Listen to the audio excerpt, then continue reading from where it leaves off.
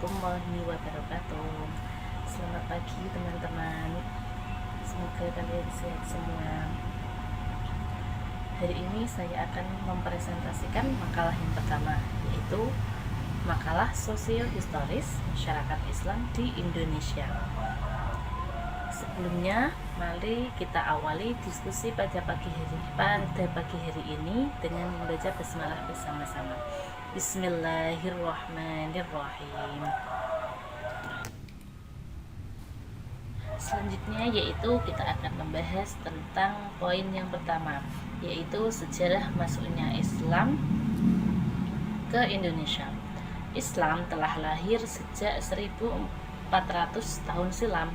Sepanjang sejarah itu, selain menyiarkan ajaran agama, para pemimpin Islam juga turut menyebarkan budaya, ilmu pengetahuan, dan teknologi pada setiap wilayah masyarakat yang didatanginya. Sejak zaman Nabi Muhammad, Islam telah menyebar luas hingga keluar wilayah Jazirah Arab. Dan pada masa-masa puncak kejayaan kekuasaan para khalifah agung Islam, merambah masuk di Afrika, Asia Pasifik, Eropa, bahkan juga ke Amerika. Sepeninggalan Nabi Muhammad SAW, tepatnya pada tahun 632 Masehi, kepemimpinan agama Islam tidak berhenti begitu saja. Kepemimpinan Islam diteruskan oleh para khalifah dan disebarkan ke seluruh penjuru dunia, termasuk Indonesia. Dan banyak sekali pendapat bahwa Islam itu masuk di Nusantara sekitar, ada yang berpendapat pada abad 7 dan 8 Masehi. Ada juga yang berpendapat masuknya Islam itu sejak abad ke-13 Masehi. Yang pertama, kita bahas satu-satu ya. Yang pertama, masuknya Islam sejak abad ke-7 Masehi. Pendapat ini didasarkan pada berita yang diperoleh dari para pedagang Arab. Dari berita tersebut diketahui bahwa para pedagang Arab ternyata telah menjalin hubungan dagang dengan Indonesia pada masa perkembangan Kerajaan Sriwijaya pada abad ke-7. Dan melalui pendapat inilah disebutkan bahwa wilayah Indonesia pertama kali menerima pengaruh Islam adalah pada abad ke-7 Masehi. Selanjutnya yaitu masuknya Islam pada abad ke-11 Masehi. Sebagian ahli sejarah berpendapat bahwa sejarah masuknya Islam ke Indonesia dimulai sejak abad ke-11 Masehi.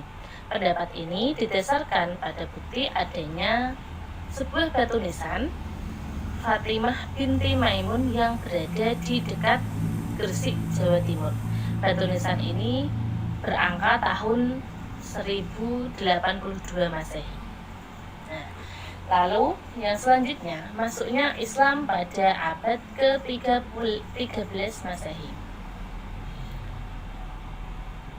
Pendapat ini didasarkan pada beberapa bukti yang lebih kuat, di antaranya yaitu pada masa runtuhnya dinasti Abbasiyah di Baghdad.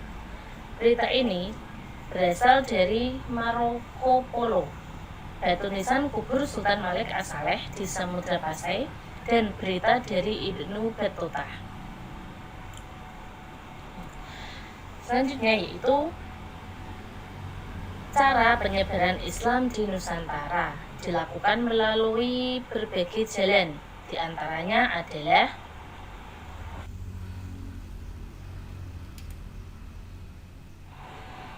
selanjutnya cara penyebaran Islam di Nusantara dilakukan melalui berbagai jalan, di antaranya yaitu melalui perdagangan, melalui hubungan sosial, dan melalui pengajaran. Melalui perdagangan, para pedagang muslim yang berasal dari Arab, Persia, dan India telah ikut ambil bagian dalam lalu lintas perdagangan yang menghubungkan Asia Barat, Asia Timur, dan Asia Tenggara pada abad ke-7 sampai abad ke-16. Para pedagang muslim ini akhirnya singgah juga di Indonesia, dan ternyata yang mereka lakukan bukan hanya berdagang tetapi juga berdakwah dan menyebarkan agama Islam. Cara yang kedua yaitu melalui hubungan sosial. Para mubaligh yang menyebarkan Islam di Nusantara ternyata tidak hanya aktif berdagang, mereka pun aktif dalam kegiatan sosial yang ada di lingkungan mereka tinggal. Bahkan sebagian dari mereka ada yang menetap di lingkungan tersebut karena mereka menikah dengan penduduk setempat.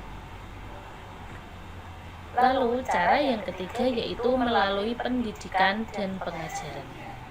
Ajaran Nabi Muhammad SAW tentang sampaikanlah dariku walau hanya satu ayat saja.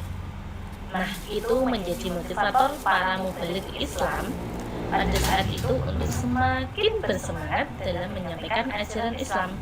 Di setiap kesempatan, para mubaligh menyampaikan ajaran Islam kepada masyarakat sekitar melalui pendidikan dan pengajaran dengan menggunakan musola, rumah atau rumah dari salah satu seorang warga.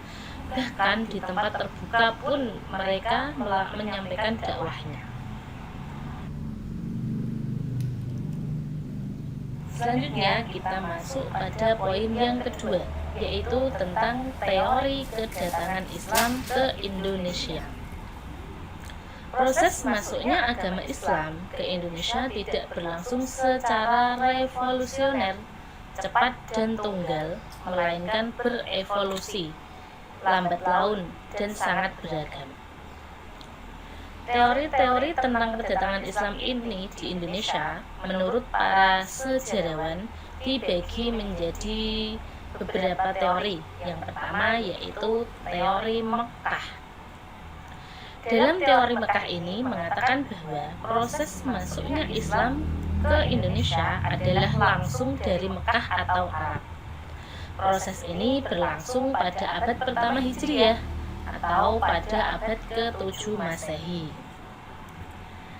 Tokoh yang memperkenalkan teori ini adalah Hamka atau Haji Abdul Karim Amrullah. Beliau adalah seorang ulama sekaligus sastrawan Indonesia. Beliau mengemukakan pendapatnya pada saat orasi yang disampaikan pada Disnatalis Perguruan Tinggi Islam Negeri di Yogyakarta. Beliau berpendapat atau beliau mengatakan ia menolak seluruh anggapan para sarjana barat yang mengemukakan bahwa Islam datang ke Indonesia tidak langsung dari Arab. Bahkan argumentasi yang dijadikan bahwa rujukan Hamka adalah sumber lokal Indonesia dan sumber Arab. Menurutnya, motivasi awal kedatangan orang Arab tidak dilandasi oleh nilai-nilai ekonomi, melainkan didorong oleh motivasi spirit penyebaran agama Islam. Dan dalam pandangan Haji Abdul Karim Amrullah ini atau Hamka, jalur perdagangan antara Indonesia dengan Arab telah berlangsung jauh sebelum Masehi. Teori yang kedua yaitu teori Gujarat. Teori ini mengatakan bahwa proses kedatangan Islam ke Indonesia berasal dari Gujarat pada abad ke-7 Hijriah atau abad ke-13 Masehi. Gujarat ini terletak di Indonesia bagian barat, berdekatan dengan Laut Arab. Tokoh yang mensosialisasikan teori ini kebanyakan adalah sarjana dari Belanda. Menurutnya, orang-orang Arab bermadhab Syafi'i telah bermukim di Gujarat dan Malabar sejak awal Hijriah atau abad ke-7 Masehi. Namun, yang menyebarkan Islam ke Indonesia bukanlah dari orang Arab langsung, melainkan pedagang Gujarat yang telah memeluk Islam dan berdagang ke dunia timur, termasuk Indonesia. Teori selanjutnya atau teori yang ketiga adalah teori Persia. Dalam teori Persia mengatakan bahwa Proses kedatangan Islam ke Indonesia berasal dari daerah Persia atau Parsi. Pencetus dari teori ini adalah Husain Jayadiningrat, yaitu sejarawan yang berasal dari Banten. Husain lebih menitik beratkan analisisnya pada kesamaan budaya dan tradisi yang berkembang antara masyarakat Parsi dan Indonesia.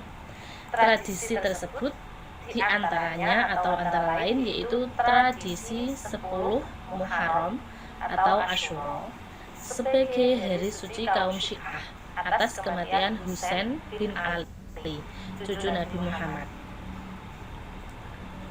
Tradisi lainnya yaitu ajaran mistik yang banyak kesamaannya. Misalnya antara ajaran Syekh Siti Jenar dari Jawa Tengah dengan ajaran Sufi Al-Hajj dari Persia. Keduanya mati dihukum oleh penguasa setempat karena ajaran-ajarannya dinilai bertentangan dengan ketauhidan Islam dan membahayakan stabilitas politik dan sosial. Teori selanjutnya yaitu teori Cina. Dalam teori Cina mengatakan bahwa proses kedatangan Islam ke Indonesia, khususnya di Jawa, berasal dari para perantau Cina. Orang Cina telah berhubungan dengan masyarakat Indonesia jauh sebelum Islam dikenal di Indonesia. Pada masa Hindu-Buddha, etnis Cina atau Tiongkok telah berbaur dengan penduduk Indonesia, terutama melalui kontak dagang. Pada abad ke-7 Masehi, masa di mana agama ini baru berkembang. Sumanto Al-Qurtubi dalam bukunya mengatakan bahwa telah terdapat sejumlah pemukiman Islam di bagian pesisir Cina bagian selatan. Semua teori-teori di atas masing-masing memiliki kelemahan dan kelebihan tersendiri. Tidak ada kemutlakan dan kepastian yang jelas dalam masing-masing teori tersebut.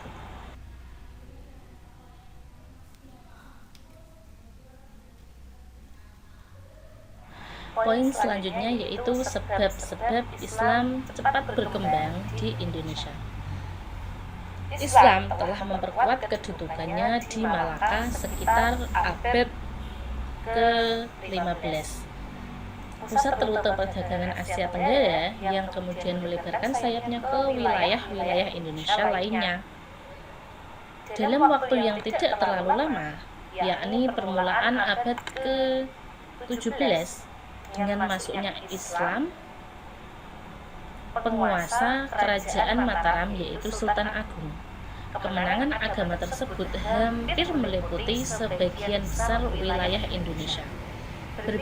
Berbeda dengan masuknya Islam ke negara-negara di bagian dunia lainnya. Masuknya Islam ke Indonesia itu dengan cara damai, disertai dengan jiwa toleran dan saling menghargai antara penyebar dan pemeluk agama baru dengan penganut-penganut agama lama. Ada beberapa hal yang menyebabkan Islam cepat berkembang di Indonesia, yaitu yang pertama menurut Dr. Adil Muhyiddin Al-Alusi.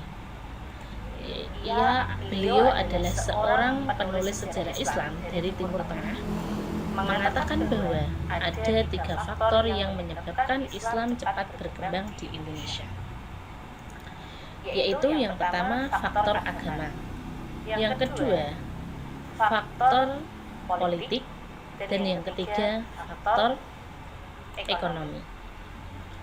Faktor yang pertama yaitu faktor agama, yakni akidah Islam itu sendiri dan dasar-dasarnya yang memerintahkan menjunjung tinggi kepribadian dan meningkatkan harkat dan martabatnya, menghapuskan kekuasaan kelas rohaniwan seperti Brahmana dalam sistem kasta yang diajarkan Hindu. Masyarakat yang diyakinkan bahwa dalam Islam semua lapisan masyarakat sama kedudukannya. Tidak ada yang lebih utama dalam pandangan Allah kecuali karena takwanya. Dengan demikian, semua lapisan masyarakat dapat saling hidup rukun, bersaudara, bergotong royong, saling menghargai, saling mengasihi, bersikap adil, sehingga toleransi Islam merupakan ciri yang utama bangsa ini yang dikenal dengan dunia dewasa ini. Nah, lalu faktor yang kedua yaitu faktor politik. Faktor politik diwarnai oleh pertarungan dalam negeri antara negara-negara dan penguasa-penguasa Indonesia.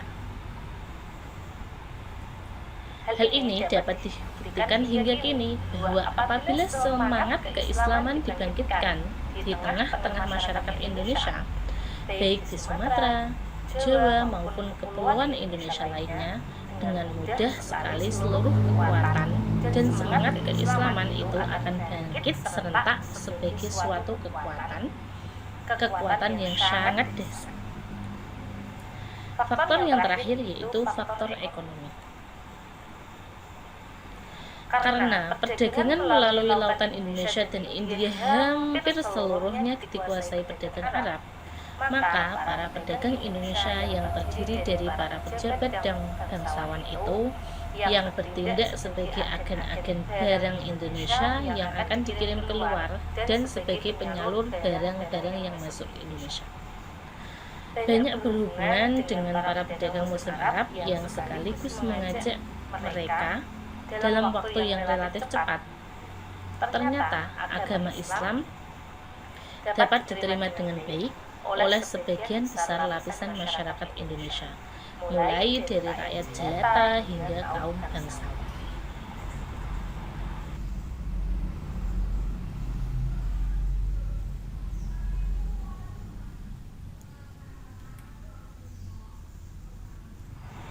Dan ada beberapa juga faktor yang menyebabkan agama Islam dapat berkembang cepat di Indonesia, yaitu diantaranya yang pertama, syarat untuk masuk Islam sangatlah mudah, karena seorang hanya butuh mengucapkan kalimat syahadat untuk bisa secara resmi menganut agama Islam.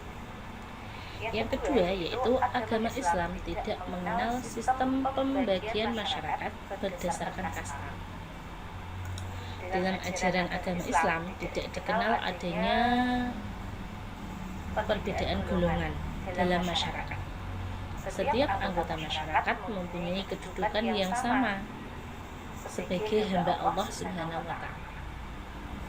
Yang ketiga, penyebaran agama Islam dilakukan dengan jalan yang damai tanpa melalui kekerasan, yaitu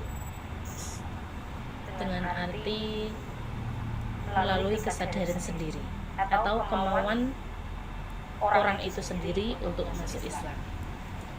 Yang keempat, sifat bangsa Indonesia yang ramah tamah memberi peluang untuk bergaul lebih erat dengan bangsa lain. Karena sifat yang ramah itu membuat seseorang menjadi senang bergaul dengan kita. Kemudian terjadilah saling pengertian, saling mempengaruhi tentang ajaran Islam. Yang terakhir yaitu upacara-upacara keagamaan dalam Islam lebih sederhana.